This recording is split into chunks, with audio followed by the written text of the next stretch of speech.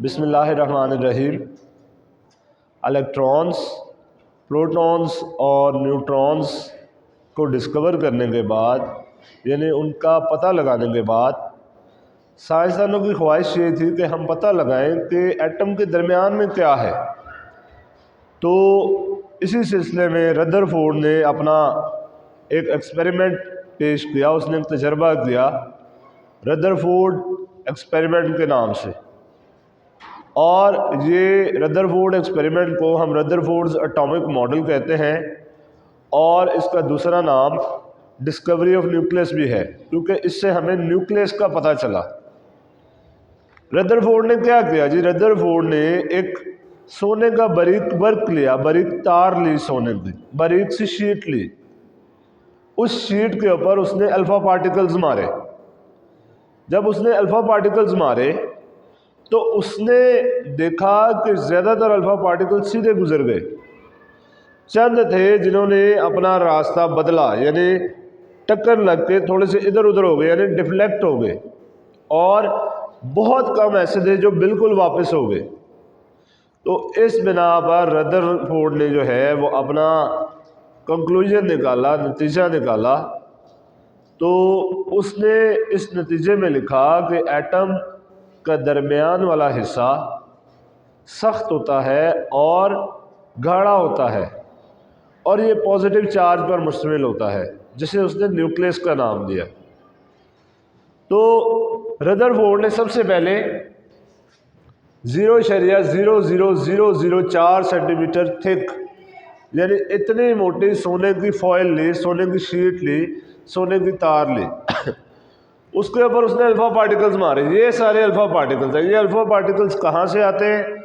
ये radio active source से आते हैं। Radio active source, radio active source कौन सा है? या रेडियम से आएंगे ये, या पोलोनियम से। तो अल्फा पार्टिकल्स यहां से लिए, और हमें पता है अल्फा पार्टिकल जो है वो हीलियम न्यूक्लियस होता है, और इसके ऊपर 2 पॉजिटिव चार्ज होते हैं, क्योंकि इस पे 2 प्रोटॉन्स होते हैं।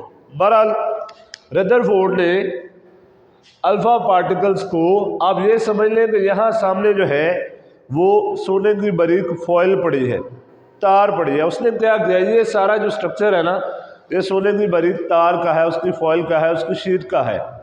उसने क्या किया? उसने इसमें से अल्फा पार्टिकल्स मारे। ये जो पॉजिटिव पॉजिटिव वाले हैं ना छोटे, ये सारे अल्फा पार्टिकल्स हैं। ये दरमियान में सोने का बारीक वर्क है, बारीक फॉयल है। बारीक क्यों? ये देख लें, इतनी मोटाई है इसकी, 0.00004 सेंटीमीटर। तो ये कितना बारीक होगा? तो बहरहाल उसने अल्फा पार्टिकल्स इसमें मारे। तो उसने क्या किया? सामने एक प्लेट रख दी, फोटोग्राफिक प्लेट, जिसको कोट किया गया जिंक सल्फाइड से। अब हम कह रहे हैं ना बहुत सारे पार्टिकल सीधे गुजर गए, उसे कैसे पता चला सीधे गुजर गए? उसने सामने ये एक प्लेट रखी हुई थी, जिसे फोटोग्राफिक प्लेट कहते हैं। इस फोटोग्राफिक प्लेट के ऊपर आगे जब अल्फा पार्टिकल्स लगे तो उसे पता चला कि ज़्यादातर अल्फा पार्टिकल सीधे गुजर गए। ये सामने आगे इधर लगे, और ये जिंक सल्फाइड के साथ कोट हुए थे। जिंक सल्फाइड क्या है? ऐसा मटेरियल है कि जब इसके ऊपर कोई चीज़ आके स्ट्राइक करती है, लगती है, तो वो ग्लो करता है, चमकता है। यानी इससे हमें पता चलेगा कि अल्फा पार्टिकल्स आके लगे। तो बहरहाल ये उसकी डायग्राम है, ये लिखा हुआ है figure, scattering of alpha particles by the atoms of gold foil. Scattering कहते हैं फैलना, इधर उधर होना, और गोल्ड फॉइल के एटम्स की वजह से अल्फा पार्टिकल्स फैलते हैं। तो ये फिगर है, ये सारे अल्फा पार्टिकल्स हैं। अब देख रहे हैं आप सब लोग कि ज़्यादातर अल्फा पार्टिकल्स, ज़्यादातर लाइनें सीधी हैं। ये ब्लैक जो लाइन है ये अल्फा पार्टिकल्स की है। चंद लाइनें सिर्फ जो है अपना रास्ता चेंज कर रही हैं ये, और सिर्फ एक ऐसा है, या आप कह सकते हैं अगर डायग्राम ज़्यादा बड़ी हो तो बहुत कम ऐसे हैं जो बिल्कुल वापस हुए। तो ये एक्सपेरिमेंट परफॉर्म करते हुए रदरफोर्ड ने क्या देखा? जैसे कि मैंने अभी आपको बताया कि ज़्यादातर अल्फा पार्टिकल सीधे गुजर गए। ये ऑब्जर्वेशन है, यानी उसके जो मुशाहिदात हैं, जो उसने देखा, ऑलमोस्ट तकरीबन all the alpha particles या all the particles कह लें आप, pass through the foil undeflected. Undeflected का मतलब है जिसने रास्ता नहीं बदला, रास्ता ना बदलना, सीधे गुजर जाना, रास्ता ना बदलना यानी सीधे गुजर जाना, इसे कहते हैं अनडिफ्लेक्टेड। ज्यादातर पार्टिकल सीधे गुजर गए, ये देख रहे हैं आप, ये ज्यादातर लाइनें सीधी है। फिर उसने क्या देखा कि अगर हम 20,000 पार्टिकल्स यहाँ पे इस्तेमाल कर रहे हैं, मिसाल के तौर पर बहुत ज़्यादा इस्तेमाल कर रहे हैं, 20,000 फॉर एग्जाम्पल कह दिया, तो उसमें से चंद एक ऐसे थे जो सिर्फ जिन्होंने अपना रास्ता बदला। अब आप यहाँ पे देख रहे हैं, यहाँ पे अगर हमने 12-14 इस्तेमाल किए तो यहाँ पे 1-2 ने सिर्फ रास्ता बदला है। तो इसलिए वो उसने मिसाल दी कि अगर 20,000 पार्टिकल्स रदरफोर्ड ने इस्तेमाल किए तो उसमें से चंद एक ने सिर्फ अपना रास्ता बदला, और उससे भी बहुत कम ऐसे थे जो बिल्कुल वापस हो गए। And very few bounced back on hitting the gold foil. Bounce back का मतलब होता है वापस हो जाना, पीछे मुड़ जाना, वापस हो जाना, यानी कि बिल्कुल उसी तरह पीछे मुड़ जाना। और बहुत कम ऐसे थे जो बिल्कुल वापस उसी तरह हो गए जहां से आए थे। तो अब रदरफोर्ड ने कहा कि अब एक्सपेरिमेंट भी परफॉर्म हो गया और ऑब्जर्वेशंस भी बना ली, तो अब उसने इसके बाद इसका कंक्लूजन निकाला, नतीजा निकाला, रिजल्ट्स निकाले। रिजल्ट्स क्या थे कि वो कहता है कि क्योंकि ज़्यादातर पार्टिकल सीधे गुजर गए, जैसे हमने यहाँ पे कहा ज़्यादातर पार्टिकल सीधे गुजर गए, इसलिए एटम का ज़्यादातर हिस्सा खाली है, ये लिखा हुआ है। रिजल्ट्स ऑफ एक्सपेरिमेंट, इस तजर्बे के results, since most of the particles pass through the foil, क्योंकि ज़्यादातर पार्टिकल्स फॉयल से गुजरे अनडिफ्लेक्टेड, बगैर रास्ता चेंज किए हुए गुजरे। देयरफॉर, इसलिए most of the volume occupied by atom, atom का ज़्यादातर हिस्सा इज एम्प्टी, खाली है, क्योंकि ज़्यादातर पार्टिकल सीधे गुजर गए, ये हम देख रहे हैं, इसलिए ज़्यादातर एटम का जो वॉल्यूम है वो खाली है। अच्छा, चंद पार्टिकल्स डिफ्लेक्ट हुए जिन्होंने अपना रास्ता बदला, तो इन पार्टिकल्स की डिफ्लेक्शन की वजह से ये कहा गया कि यहां सेंटर में कोई पॉजिटिव चार्ज है। पॉजिटिव चार्ज क्यों है? क्योंकि यहाँ पे भी पॉजिटिव चार्ज है, और हमें पता है ये कुदरती अमल है, यूनिवर्सल रूल है कि जब एक जैसे चार्जेस आपस में लगेंगे तो एक दूसरे को दूर करेंगे।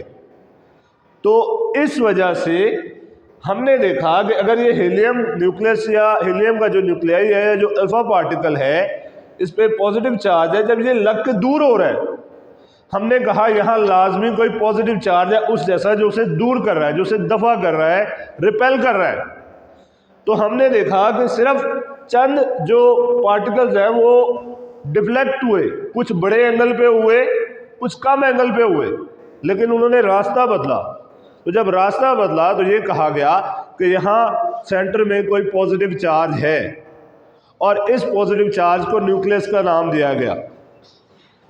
The deflection of a few particles proved that, चंद ज़रात के, चंद पार्टिकल्स के रास्ते बदलने ने यह साबित किया that there is a centre of positive charges in an atom called nucleus of an atom. अभी मैंने आपको बताया कि चंद पार्टिकल्स का अपने रास्ते से हट जाना, रास्ता बदल लेना, ये जाहिर करता है, ये साबित करता है कि एटम के दरमियान वाले हिस्से में क्या है जी, वो पॉजिटिव चार्ज है। क्यों? क्योंकि ये पॉजिटिव चार्ज लग के उसने फौरन रास्ता बदला।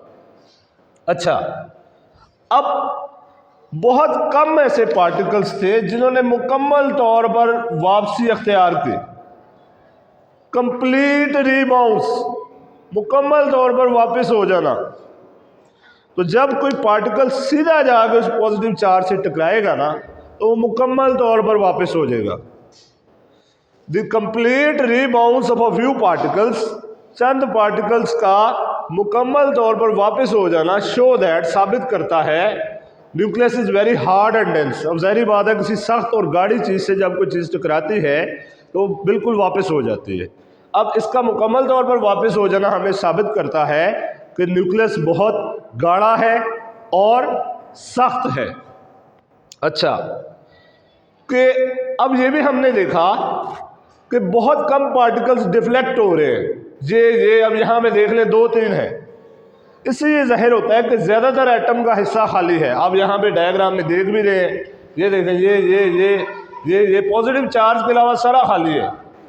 तो बहुत कम पार्टिकल्स डिफ्लेक्ट होने की वजह से ये साबित हुआ कि एटम का ज़्यादातर हिस्सा खाली है। Number 4 point, since a few particles were deflected, क्योंकि बहुत कम पार्टिकल्स ने अपना रास्ता चेंज किया, इट शोज, ये जाहिर करता है that the size of the nucleus is very small as compare to total volume of atom. अब ये बात जो है यहाँ पे करनी है, क्योंकि बहुत कम ने अपना रास्ता बदला, इसलिए जो न्यूक्लियस का साइज है वो एटम की निस्बत बहुत कम है। अब यहाँ पे देख भी रहे हैं पॉजिटिव चार्ज कितना है एटम की निस्बत, पूरे एटम की निस्बत पॉजिटिव चार्ज छोटा सा है। तो अब क्योंकि बहुत कम पार्टिकल्स ने अपना रास्ता बदला, तो ये साबित हुआ कि जो एटम का साइज है वो बहुत बड़ा है और न्यूक्लियस का साइज कम है। या आप ये भी कह सकते हैं न्यूक्लियस का साइज एटम के साइज के मुकाबले में बहुत कम है। अब ये जो इलेक्ट्रॉन्स है ना, ये न्यूक्लियस के गिर्द रिवॉल्व करते हैं, घूमते हैं, और ये हम नेक्स्ट वीडियो में पढ़ेंगे बोहर्स थ्योरी में कि इलेक्ट्रॉन किस तरह रिवॉल्व करते हैं। एटम ओवरऑल न्यूट्रल होता है, यानी उसमें कोई चार्ज नहीं होता। इसका मतलब है पॉजिटिव चार्ज और नेगेटिव चार्ज आपस में कैंसिल होने चाहिए, यानी नंबर ऑफ इलेक्ट्रॉन्स और नंबर ऑफ प्रोटॉन्स जो है किसी एटम में बराबर होने चाहिए। यानी इलेक्ट्रॉन्स और प्रोटॉन्स जब बराबर होंगे, ये नेगेटिव चार्ज है तो ये पॉजिटिव चार्ज है, ये एक दूसरे को कैंसिल करेंगे तो एटम ओवरऑल क्या हो जाएगा, न्यूट्रल हो जाएगा। अच्छा, इलेक्ट्रॉन्स के अलावा, क्योंकि इलेक्ट्रॉन्स न्यूक्लियस के बाहर घूम रहे होते हैं, ऐसे इलेक्ट्रॉन्स यहाँ पे होते हैं, इलेक्ट्रॉन्स के अलावा except electrons all other fundamental particles, तमाम पार्टिकल्स जो न्यूक्लियस के अंदर पाए जाते हैं, जैसे प्रोटॉन्स, जैसे न्यूट्रॉन्स, इनको न्यूक्लियॉन्स कहा जाता है। तमाम पार्टिकल्स इलेक्ट्रॉन्स के अलावा जो न्यूक्लियस के अंदर पाए जाते हैं उन्हें न्यूक्लियॉन्स कहा जाता है। अगर आपने चैनल सब्सक्राइब नहीं किया तो जल्दी से चैनल सब्सक्राइब कर दें।